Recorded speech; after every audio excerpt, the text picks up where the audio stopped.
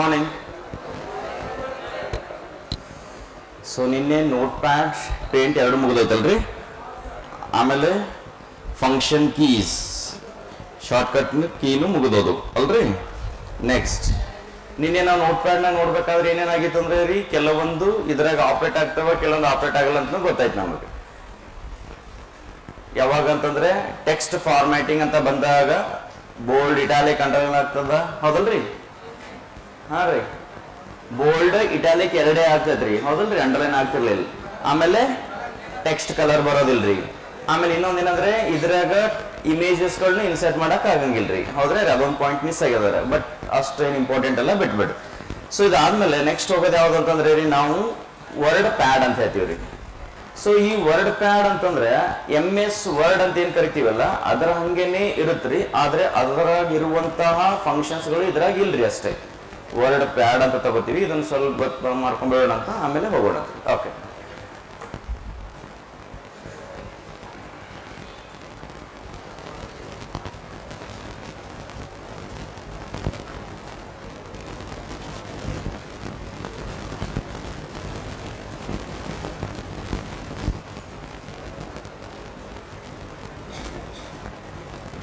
Okay. So next ಬರೋದು ಯಾವ್ದಂದ್ರೆ word pad. ನಮ್ಗೆ ಇನ್ನೊಂದೇನು ಗೊತ್ತಾಗಿದೆ ಅಂದ್ರೆ ವರ್ಡ್ ಪ್ಯಾಡ್ ಅಂತಂದಾಗ ಓಕೆ,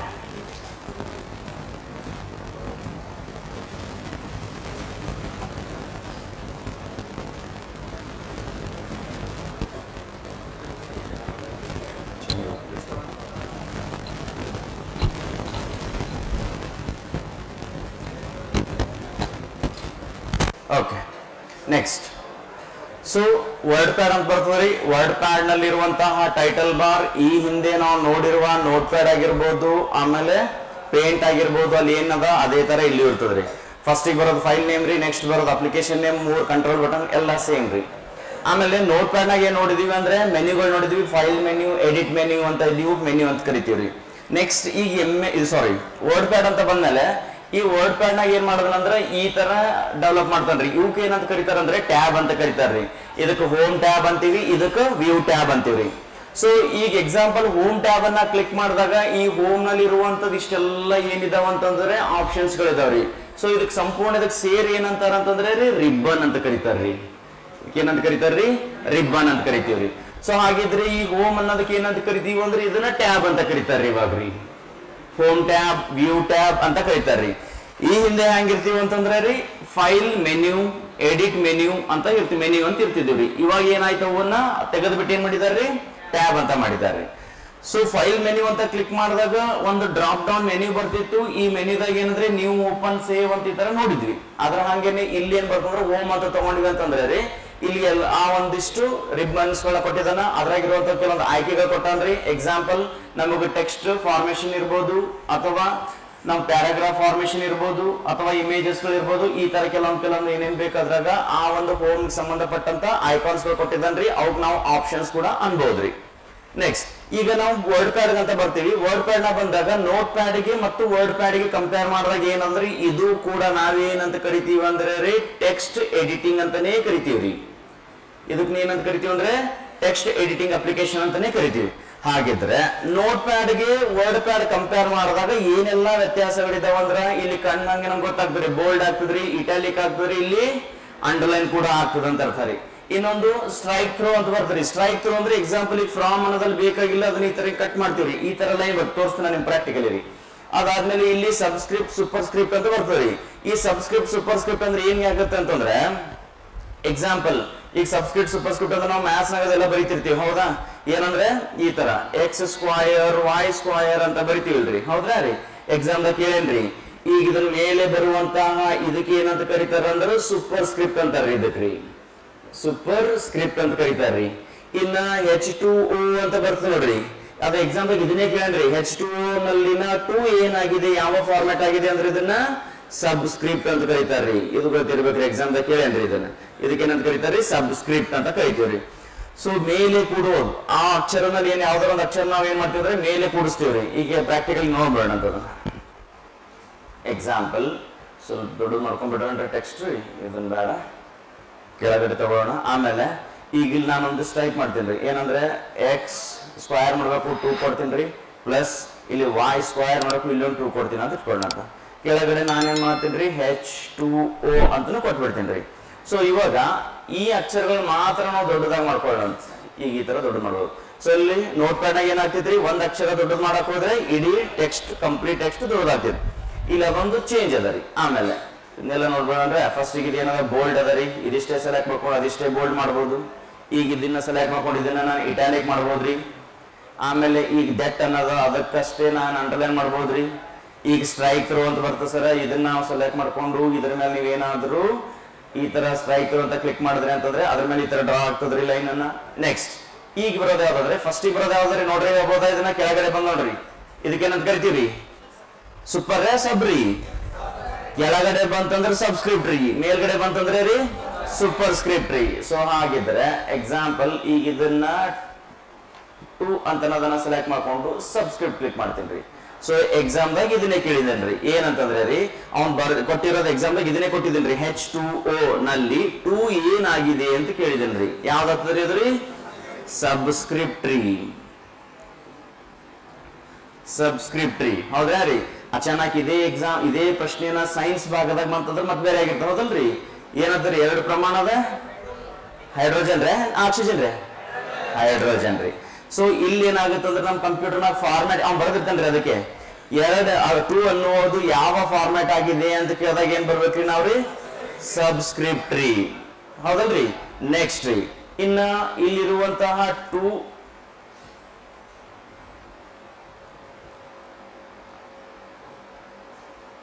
ಇಲ್ಲಿ ಕ್ಲಿಕ್ ಮಾಡ್ತೇನೆ ರೀ, ಇದನ್ನ ಸೂಪರ್ ಸ್ಕ್ರಿಪ್ಟ್. ಈಗ ಇದನ್ನು ಸೆಲೆಕ್ಟ್ ಮಾಡ್ಕೊಂಡು ಇದನ್ನು ಇಲ್ಲಿ ಕ್ಲಿಕ್ ಮಾಡ್ತೇನೆ ರೀ, ಸೂಪರ್ ಸ್ಕ್ರಿಪ್ಟ್ ಅಂತ ಇರ್ತೀವಿ ಹೌದ್ರಾ ರೀ. ಸೊ ಈಗ ಎಕ್ಸ್ ಸ್ಕ್ವೇರ್ ವೈ ಸ್ಕ್ವೇರ್ ಅಂತ ಕಾಣುತ್ತೆ ನೋಡ್ರಿ. ಈ ತರ ಮೇಲೆ ಬರೋದಕ್ಕೆ ಏನಂತ ಕರಿತೀವ್ರಿ ಓಕೆ ಟೆಕ್ಸ್ಟ್ ಫಾರ್ಮ್ಯಾಟ್ ಯಾವ್ದು ಆಗ್ತದ್ರಿ ಸೂಪರ್ ಸ್ಕ್ರಿಪ್ಟ್ ಆಗ್ತದ್ರಿ ಹೌದ್ರಾ ರೀ. ಈ ಕೆಳಗಡೆ ಬಂತಂದ್ರೆ ಅದಕ್ಕೆ ಏನಂತ ಕರಿತೀವ್ರಿ ಸಬ್ಸ್ಕ್ರಿಪ್ಟ್ ಅಂತ ಕರಿತೀವಿ. ಸೊ ಇದು ಏನಾದಂದ್ರೆ ಈ ಒಂದು ಫಾರ್ಮ್ಯಾಟ್ ನಮ್ಮ ನೋಟ್ ಪ್ಯಾಡ್ ನಾಗ ಸಿಗಂಗಿಲ್ರಿ. ನೆಕ್ಸ್ಟ್ ಇನ್ನು ಮುಂದೆ ಬಂದ್ರೆ ಹೈಲೈಟರ್ ಅಂತ ಬರ್ತದ್ರಿ. ಹೈಲೈಟರ್ ನೋಡ್ರಲ್ರಿ ಹಾನ್ರಿ, ಆ ಹೈಲೈಟರ್ ಎಕ್ಸಾಂಪಲ್ ಇದ್ರಾಗ ಯಾವ್ದು ಯೂಸ್ ಅನ್ನುವ ಒಂದು ಪದಕ್ಕೆ ನನಗೆ ಏನ್ ಮಾಡ್ಬೇಕಾದ್ರೆ ಹೈಲೈಟ್ ಮಾಡ್ಬೇಕಾದ್ರಿ. ಇದನ್ನ ಸೆಲೆಕ್ಟ್ ಮಾಡ್ಕೊಳ್ಳೋದು ಯಾವ ವಿಧದ ಹೈಲೈಟರ್ ಅಂತ ಯೂಸ್ ಮಾಡೋದ್ರಿ ಹೌದ್ರಾ ರೀ. ನೆಕ್ಸ್ಟ್ ಆಮೇಲೆ ಇದನ್ನ ಟೆಕ್ಸ್ಟ್ ಕಲರ್ ಅಂತ ಕರಿತೀವಿ. ಈಗ H2O ದಾಗ 2 ಅನ್ನೋದ್ರ ಬೇರೆ ಕಲರ್ ಬೇಕು, ಇದಿಷ್ಟೇ ಬೇಕ್ರಿ, ಇದನ್ನ ಕಲರ್ ಮಾಡ್ಕೊಂಡ್ಬಿಡೋದ್ರಿ ಹೌದ್ರಾ ರೀ. ನೆಕ್ಸ್ಟ್ ಸೊ ಕ್ಲಿಯರ್ ಅದಾರ ರೀ. ಫಾಂಟ್ ಅನ್ನೋದ್ ಬಗ್ಗೆ ಗೊತ್ತಾಯ್ತು. ಆಮೇಲೆ ಇಲ್ಲಿ ಯಾವ ಯಾವ ವಿಧದ ನಾವು ಫಾಂಟ್ಸ್ ಗಳನ್ನ ತಗೋತೀವಿ ಅದನ್ನು ಸಹ ಇಲ್ಲಿ ಬರ್ತಾರೆ, ಒಂದೊಂದು ಬೇರೆ ಬೇರೆ ತಗೋಬಹುದ್ರಿ. ಎಕ್ಸಾಂಪಲ್ ಈಗ ಇದನ್ನ ಸೆಲೆಕ್ಟ್ ಮಾಡ್ಕೋತೀನಿ, ಈ ಒಂದು ಅಕ್ಷರಗಳು ಬೇರೆ ಡಿಸೈನ್ ಕಾಣಬೇಕು, ಸೆಲೆಕ್ಟ್ ಮಾಡ್ಕೊಂಡು ಇಲ್ಲಿ ಹೋಗ್ಬಿಟ್ಟು ಬೇರೆ ಡಿಸೈನ್ ತಗೋಬಹುದ್ರಿ. ಅದಿಷ್ಟೇ ನಾವು ಯಾವ್ದು ಆಯ್ಕೆ ಮಾಡಿರ್ತೇವೆ ಅದು ಮಾತ್ರ ಚೇಂಜ್ ಆಗ್ತಿರ್ತದೆ. ಇಲ್ಲಿ ಬಂದ್ಬಿಟ್ಟು ಇದು ಬೇರೆ ತರ ಬೇಕು ಮತ್ತೆ ಈ ತರ. ಸೊ ನಾವ್ ಇಲ್ಲಿ ಏನಂದ್ರೆ ಯಾವ್ಯಾವ ಪ್ರತಿಯೊಂದು ಅಕ್ಷರಗಳಿಗೂ ಸಹ ನಾವು ಬೇರೆ ಬೇರೆ ಫಾರ್ಮ್ಯಾಟ್ ಅನ್ನ ಕೊಡ್ಬೋದ್ರಿ. ಐ ಮೀನ್ ಬೋಲ್ಡ್ ಕೊಡ್ಬೋದು, ಇಟಾಲಿಕ್ ಕೊಡ್ಬೋದು, ಅಂಡರ್ಲೈನ್ ಕೊಡ್ಬೋದು, ಕಲರ್ ಕೊಡ್ಬೋದು, ಇದನ್ನೆಲ್ಲ ಮಾಡ್ಬೋದ್ರಿ ಅಲ್ಲಿ ಫಾಂಟ್ ಅನ್ನೋದ್ರಲ್ಲಿ. ನೆಕ್ಸ್ಟ್ ಇದಕ್ಕಿಂತ ಸ್ವಲ್ಪ ಹಿಂದಕ್ಕೆ ಬಂದ್ರೆ ಇಲ್ಲಿ ಕಟ್ ಕಾಪಿ ಪೇಸ್ಟ್ ಮತ್ತೆ ಇಲ್ಲಿ ಕ್ಲಿಪ್ ಬೋರ್ಡ್ ಅಂತ ಕೊಟ್ಟ ನೋಡ್ರಿ. ಕ್ಲಿಪ್ ಬೋರ್ಡ್ ಅನ್ನೋದು ಏನದ ರೀ ಕಟ್ ಮತ್ತು ಕಾಪಿ ಮಾಡಿರುವ ದತ್ತಾಂಶವು ತಾತ್ಕಾಲಿಕವಾಗಿ ಸಂಗ್ರಹವಾಗುವಂತ ಒಂದು ಸ್ಥಳ ರೀ ಹೌದಾ, ನೆನಪದರಿ ರೀ. ಓಕೆ, ಸೊ ಕ್ಲಿಪ್ ಬೋರ್ಡ್ ನಲ್ಲಿರುವ ದತ್ತಾಂಶವು ಎಲ್ಲಿಯವರೆಗೂ ಸಂಗ್ರಹವಾಗಿರ್ತದ್ರಿ, ಇನ್ನ ಒಂದು ಕಟ್ ಅಥವಾ ಕಾಪಿ ಮಾಡುವವರೆಗೂ, ಎರಡಿದ್ರಿ ಕಂಪ್ಯೂಟರ್ ಆಫ್ ಮಾಡುವವರೆಗೂ. ಇನ್ನೊಂದು ಕೇಳ್ತೀನಿ, ಎಕ್ಸಾಂಪಲ್ ಈಗ ನಾನು ವರ್ಡ್ ಪ್ಯಾಡ್ ಓಪನ್ ಮಾಡೀನ್ರಿ, ವರ್ಡ್ ಪ್ಯಾಡ್ ನಾಗ ಇದಿಷ್ಟನ್ನ ಕಾಪಿ ಮಾಡಿಟ್ಟಿನ್ರಿ, ವರ್ಡ್ ಪ್ಯಾಡ್ ಕ್ಲೋಸ್ ಮಾಡ್ತೀನ್ರಿ, ನಾ ಮತ್ತೆ MS ವರ್ಡ್ ಮಾಡತ್ತೀನ್ರಿ. ಅವಾಗ ಈ ಕಾಪಿ ಮಾಡಿರುವಂತ ದತ್ತಾಂಶ ಕ್ಲಿಪ್ ಬೋರ್ಡ್ ಅದನ್ನ ಇಲ್ರಿ ಅದರಿ ಇರ್ತದ್ರಿ ಹೌದ್ರಾ ರೀ. ಸೊ ನಮ್ಗೆ ಎರಡೇ ಆಪ್ಷನ್ಸ್ ಗೊತ್ತಿರ್ಬೇಕು, ಏನಂದ್ರೆ ಕಟ್ ಕಾಪಿ ಮಾಡಿರೋ ದತ್ತಾಂಶವು ಎಲ್ಲಿ ತನಕ ಸಂಗ್ರಹವಾಗಿರ್ತದೆ, ಒಂದು ಕಂಪ್ಯೂಟರ್ ಆಫ್ ಆಗಿರ್ಬೇಕು, ಎರಡನೇದು ಇನ್ನೊಂದನ್ನ ಕಾಪಿ ಅಥವಾ ಕಟ್ ಅನ್ನ ಮಾಡಿರ್ಬೇಕ್ರಿ. ಓಕೆ, ಸೊ ನೀವು ಕಟ್ ಕಾಪಿ ಪೇಸ್ಟ್ ಅಂತ ಗೊತ್ತದ, ಇದ್ರ ಬಗ್ಗೆ ಜಾಸ್ತಿ ಬ್ಯಾಡ್ರಿ. ಆಮೇಲೆ ಇಲ್ಲಿ ಬರ್ತಾವ್ರಿ ಈಗ ಪ್ಯಾರಾಗ್ರಾಫ್ ಅಂತ ಹೋಗ್ತೀವಿ. ನೆಕ್ಸ್ಟ್ ಬರೋದಾವ್ರಿ ಪ್ಯಾರಾಗ್ರಾಫ್ ಅಂತ ಕರಿತೀವಿ. ನೆಕ್ಸ್ಟ್ ಟ್ಯಾಬ್ ಇದ್ರಾಗ ಈ ಪ್ಯಾರಾಗ್ರಾಫ್ ನಾಗ ಏನಂತ ಕರಿತೀವಿ ಅಂದ್ರೆ, ಎಕ್ಸಾಂಪಲ್ ಇದನ್ನ ಪ್ಯಾರಾಗ್ರಾಫ್ ಮಾಡ್ಬೇಕಾಗ್ಯದ ಅಂತಂದ್ರೆ ನಾವು ಇದನ್ನ ಇನ್ಕ್ರಿಮೆಂಟ್ ಇಂಡೆಂಟ್ ಡಿಕ್ರಿಮೆಂಟ್ ಇಂಡೆಂಟ್ ಅಂತ ಕರಿತೀವಿ. ಇದನ್ನ ಕ್ಲಿಕ್ ಮಾಡಿದಾಗ ಒಂದು ಲೇವಲ್ ನಾಗ ಇದನ್ನ ಏನ್ ಮಾಡ್ತೈತೆ ಅಂತಂದ್ರೆ ರೀ ಪ್ಯಾರಾಗ್ರಾಫ್ ಮಾಡ್ತವ್ರಿ. ಸೊ ಇದನ್ನ ಯಾವ ಲೆಕ್ಕದಾಗ ಕ್ಯಾಲ್ಕುಲೇಟ್ ಮಾಡ್ತಂದ್ರೆ 0.5 ರೀ, ಇಲ್ಲಿ ಬಂದ್ಮೇಲೆ 1 ಅಂತ ಬರ್ತಾರೆ, 1 ಆಗ 1.5 ಅಂತ ಬರ್ತಾರೆ. ಇದು ಬೈ ಡಿಫಾಲ್ಟ್ ಸೆಟ್ ಮಾಡಿರ್ತಾರೆ, 1 ಆಯ್ತ್ರಿ. ಈ ನೆಕ್ಸ್ಟ್ 1.5 ಈ ತರ ಬರ್ತದೆ. ಇದನ್ನೇನು ಇಂಪಾರ್ಟೆಂಟ್ ಅಲ್ಲ, ನಮಗ ಬಿಟ್ಟು ಬಿಡೋಣ ಅಂತ್ರಿ. ನೆಕ್ಸ್ಟ್ ಇನ್ನ ಅಲೈನ್ಮೆಂಟ್ ಅಂತ ಬಂದಾಗ ಇಂಪಾರ್ಟೆಂಟ್ ರೀ. ಅಲೈನ್ಮೆಂಟ್ ಹೌದ್ರಾ ರೀ. ಇಲ್ಲಿ ವರ್ಡ್ ಪ್ಯಾಡ್ ಇರ್ಬೋದು, MS ವರ್ಡ್ ಇರ್ಬೋದು. ಎಷ್ಟಂದ್ರೆ 4 ವಿಧದ ಅಲೈನ್ಮೆಂಟ್ ಅಂತ ಬರ್ತಾವ್ರಿ. ಅಲೈನ್ಮೆಂಟ್ ಅಂದ್ರೆ ಏನ್ರಿ ಅಂದ್ರೆ ನಾನು ಕಾಮನ್ ಆಗಿ ಟೈಪ್ ಮಾಡ್ತಾ ಹೋದಂದ್ರೆ ಲೆಫ್ಟ್ ಲಿಂಕ್ ಸ್ಟಾರ್ಟ್ ಆಗ್ತದ್ರಿ. ನನಗೆ ಇದು ಸೆಂಟ್ರಲ್ ತಗೋಬೇಕಾದ್ರೆ ಎಕ್ಸಾಂಪಲ್ ಈಗ ಪೇಪರ್ ನ ಕಂಪೇರ್ ಮಾಡಿದ್ರೆ ಇದು ಸದ್ಯಕ್ಕೆ ಇಲ್ಲಿ ಪ್ಯಾರಾಗ್ರಾಫ್ ಆಗ್ಯದ ನೋಡ್ರಿ, ಹೌದಾ, ಇಷ್ಟು ಗ್ಯಾಪ್ ಅದ ನೋಡ್ರಿ. ಸೊ ಇದಕ್ಕೆ ಏನಂತ ಕರೀತಾರ ಅಂದ್ರೆ ಮಾರ್ಜಿನ್ ಅಂತ ಕರೀತಾರ್ರಿ. ಇದನ್ನ ಏನಂತ ಕರಿತೀವಿ ಅಂದ್ರೆ ಪೇಜ್ ಮಾರ್ಜಿನ್ ಅಂತ ಕರಿತೀವಿ. ಎಕ್ಸಾಂಪಲ್ ಈಗ ಇಲ್ಲಿ ಇಷ್ಟು ಗ್ಯಾಪ್ ಬಂದಲ್ರಿ, ನಾವು ಟೈಪ್ ಮಾಡ್ಬೇಕಾದ್ರೆ ನಾವು ನೋಟ್ಬುಕ್ ನ ಬರೀಬೇಕಾದ್ರೆ ನೋಡ್ರಿ ಕಡೆ ಮಾರ್ಜಿನ್ ಬಿಟ್ಟು ಬರೀತಿರ್ತೀರಲ್ರಿ. ಸೊ ಇದು ಮಾರ್ಜಿನ್ ರೀ, ಇದು ಲೆಫ್ಟ್ ಮಾರ್ಜಿನ್ ಅಂತೀವ್ರಿ, ಇದು ರೈಟ್ ಮಾರ್ಜಿನ್ ರೀ. ಇಲ್ಲಿ ಈ ಕಡೆ ಹೋಗಂಗಿಲ್ಲ, ಟೆಕ್ಸ್ಟ್ ಇಲ್ಲಿಗೆ ಬಂದ ನೋಡ್ರಿ, ಅಂದ್ರೆ ಇಲ್ಲಿ ಸೆಟ್ ಆಗಿದೆ, ಟ್ಯಾಬ್ ಸೆಟ್ ಆಗ್ಯದ ಅಂತ ಅರ್ಥ ರೀ. ಸೊ ಈಗ ಈ ಮಾರ್ಜಿನ್ ಅನ್ನ ತಗೊಂಡಾಗ ನನಗೆ ಈ ಅಕ್ಷರಗಳು ಮಧ್ಯದಲ್ಲಿ ಬೇಕ್ರಿ. ನಾನು ಕ್ಯಾಲ್ಕುಲೇಟ್ ಮಾಡಿದ್ರೆ ಎಷ್ಟು ಬೇಕಂದ್ರೆ ಈ ಕಡೆ ಅಷ್ಟೇ ಅಂತರ ಇರ್ಬೇಕು, ಈ ಕಡೆ ಅಷ್ಟೇ ಅಂತರ ಇರ್ಬೇಕ್ರಿ. ಸೊ ಆ ತರ ಮಾಡುವಂತದ್ದು ಏನಂತ ಕರಿತೀವಿ ಅಂದ್ರೆ ಅಲೈನ್ಮೆಂಟ್ ಅಂತ ಕರಿತೀವಿ. ಇನ್ನು ನೋಟ್ ಪ್ಯಾಡ್ ಇರ್ಬೋದು, ಸಾರಿ ವರ್ಡ್ ಪ್ಯಾಡ್ ಇರ್ಬೋದು, MS ವರ್ಡ್ ಇರ್ಬೋದು. ಎಷ್ಟು ಅಲೈನ್ಮೆಂಟ್ ಇದಾವ ಅಂದ್ರೆ ರೀ 4 ಅಲೈನ್ಮೆಂಟ್ ರೀ.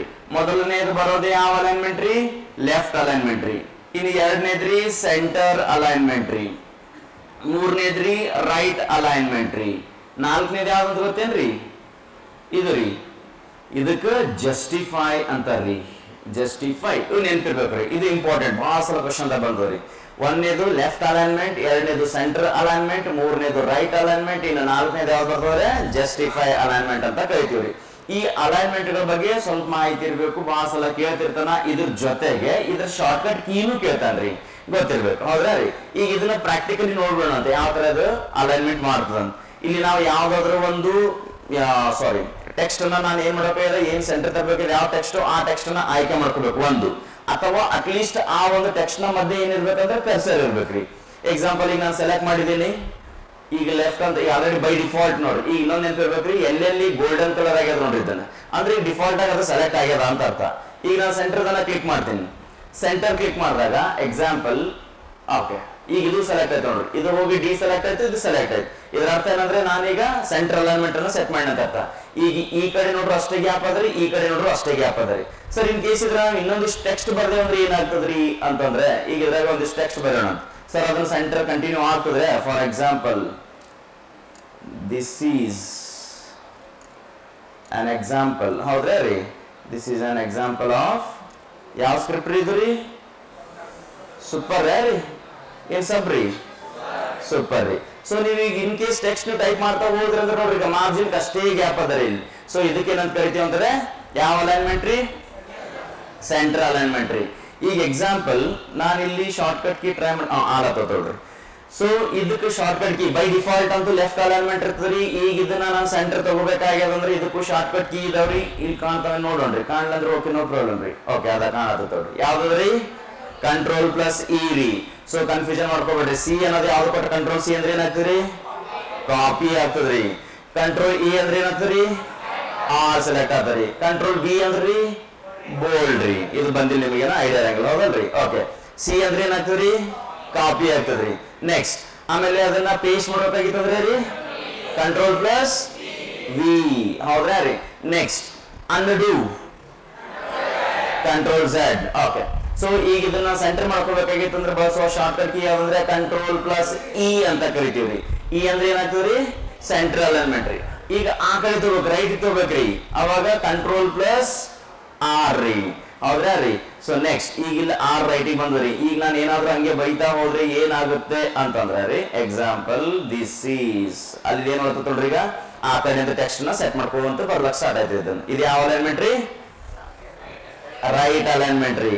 ರೈಟ್ ಅಲೈನ್ಮೆಂಟ್ ಗೆ ಬಳಸುವ ಶಾರ್ಟ್ಕಟ್ ಕೀ ರೀ ಕಂಟ್ರೋಲ್ ಪ್ಲಸ್ ಆರ್ ರೀ. ನೆಕ್ಸ್ಟ್ ಈಗ ಇಲ್ಲಿ ಇನ್ನೊಂದು ಉಳ್ಕೊಂಡದ್ರಿ ಸೆಂಟರ್ ಅಂತಂದ್ರಿ.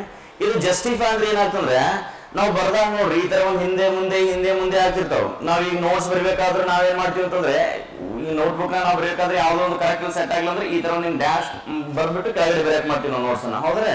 ಸೊ ಈಗ ಏನಾಗಿದೆ ಅಂದ್ರೆ ನಮಗೆ ಬುಕ್ ನಾಗ ಯಾವ್ದಾರ ನೀವು ಕಂಪ್ಯೂಟರ್ ಬುಕ್ ತಗೊಂಡ್ರಿ, I mean sorry not computer only, ಯಾವ್ದಾರ ಬುಕ್ ತಗೊಂಡ್ರಿ ಅಂದ್ರೆ ಈ ಕಡೆ ಕರೆಕ್ಟ್ ನೀಟಾಗಿ ಕಾಣ್ತದೆ, ಈ ಕಡೆ ನೀಟಾಗಿ ಕಾಣ್ತದೆ ಬುಕ್ಸ್ ಯಾವ್ದಾರು ತಗೊಂಡ್ರಿ ನೀವು ಪ್ರಿಂಟೆಡ್ ಬಂದಿರೋ.